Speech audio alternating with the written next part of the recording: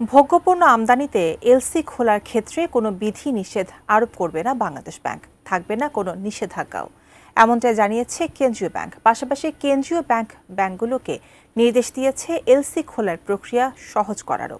Bangladesh bank বলছে, ডিসেম্বরের মধ্যেই তারা মূল্যস্ফীতি আনতে চায় 7-এর ঘরে, তাই খাদ্যপণ্য সরবরাহ ব্যবস্থা ঠিক রাখার বিষয়টিকে গুরুত্ব দিচ্ছে তারা।